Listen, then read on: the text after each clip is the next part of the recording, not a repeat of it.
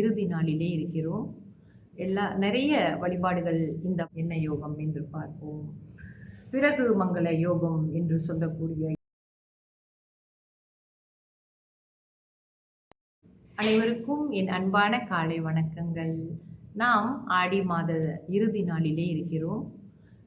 நிறைய வழிபாடுகள் இந்த மாதத்திலே நாம் செய்து மிக அருளாக நம்ம மனமும் நம்மும் இருக்கிறோம் என்பது நன்றாக தெரிகிறது. தொடர்ந்து நம்ம பஞ்சகத்திற்குள்ளே போவோம். இன்றைய தேதி 17ஆம் தேதி 8ஆம் மாதம் 2026 திங்கட்கிழமை தமிழ் மாதம் ஆடி. இன்றைய சூரிய உதயம் 7:11க்கு, சூரியாஸ்தமனம் 7:24க்கு. இன்றைய தேதி வளர்ப்பிறை பஞ்சமி முடியும் நேரம் இன்று மாலை 7:30க்கு. அதன் பிறகு சஷ்டி ஆரம்பமாகும். இன்றைய நட்சத்திரம் சித்திரை, முடியும் நேரம். சித்திரை நட்சத்திரம் நம்மளுக்கு 60 நாளிகைக்கு இருக்குது. நாளை மறுநாள் தான் நம்மளுக்கு சித்திரை முடிவடையும். அதாவது நாளை காலை 7:29க்கு சித்திரை நட்சத்திரம் முடிவடையும். இன்றைய யோகம் சித்த யோகம். நல்ல நேரம் காலை 7:11 8:12 வரை. அதன் பிறகு மத்தியானம் 1:17 2:49 வரை. மாலை வெளியில் 4:20 5:21 வரை. ராகு கால நேரம் காலை 8:42 10:14 வரை. யமகண்ட நேரம் காலை 11:45 மதியம் 1:17 வரை. கூலிகன் மதியம் 2:49 4:20 வரை. சந்திராசம ராசி. இன்று கும்பராசி அன்பர்களுக்கு இன்று மாலை 6:49க்கு சந்திராஸ்தமம் முடிவடைந்து அதே வேளையில் மீன ராசி அன்பர்களுக்கு சந்திராஸ்தமம் ஆரம்பமாகும். இன்றைய ராசி பலன் பார்ப்போம். மேஷ ராசிக்கு மேன்மை, ரிஷப ராசிக்கு நேர்மை, மிதுன ராசிக்கு சிந்தனை, கடக ராசிக்கு அனுகூலம், சிம்ம ராசிக்கு உழைப்பு, கன்னி ராசிக்கு தெளிவு, துலாம் ராசிக்கு வெற்றி, விருச்சக ராசிக்கு போட்டி, தனுசு ராசிக்கு உறுதி, மகர ராசிக்கு ஓய்வு, கும்ப ராசிக்கு கவனம், மீன ராசிக்கு நட்பு. தொடர்ந்து சுப ஓரைகள் பார்ப்போம். சந்திர ஓரை காலை 7:11 8:12 வரை. குரு ஓரை காலை 9:13 10:14 வரை. சுக்கிர ஓரை மதியம் 12:16 1:17 வரை. புதன் ஓரை மதியம் 1:17 2:18 வரை.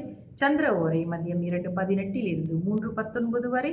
குரு ஓரை மாலை 5:21 6:22 வரை. இன்றைய யோகம் என்ன யோகம் என்று பார்ப்போம். பிறகு மங்கள யோகம் என்று சொல்லக்கூடிய யோகம். இதுவும் நேற்று சொன்னது போலே தான் குருவிற்கு கேந்திரஸ்தானத்தில் செவ்வாய் இருப்பது. அதாவது 7க்கு 7 என்று நம்ம சொல்கிறோம் இல்லையா. 180 டிகிரிஸில் 2 பேரும் சமசப்த முறையில் இருக்கிற இந்த முறை. அதாவது சுக்கிரனுக்கும் சுக்கிரனிலிருந்து செவ்வாய்க்கு எண்ணும் பொழுது 7 வர வேண்டும். செவ்வாயிலிருந்து சுக்கிரனுக்கு எண்ணும் பொழுது 7 வர வேண்டும். அதாவது சிம்மத்தில் சுக்கிரன் இருந்தால் செவ்வாய் கும்பத்தில் இருக்க வேண்டும். இதுதான் அதோட பேட்டர்ன். அது நான் ஒரு எடுத்துக்காட்டுக்கு தான் இந்த ராசியை சொல்கிறேன். மற்ற ராசிகளும் அந்த 180 டிகிரிஸ்க்கு நீங்கள் எடுத்துகிட்டு போய் பார்த்தீங்கன்னா கணக்காக இருந்தாங்கன்னா கணக்காக வரும் சமசப்த முறையிலே.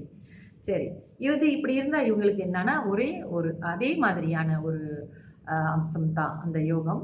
நல்ல செல்வந்தர்களாக இருப்பார்கள். வண்டி, வாகனம், வீடு, நல்ல விசேஷமான வண்டிகள் அவங்க பாய்ப்பாங்க. வண்டி என்றால் நம்ம இந்த கார் சொல்கிறோம் இல்லையா, அந்த மாதிரி ரொம்ப லக்ஸரியான கார்கள் வாங்கி பாய்ப்பது இதெல்லாம் இருக்கும். அவங்களுக்கு நிலம் இருக்கும், நிலமுடையவர்களாக இருப்பார்கள்.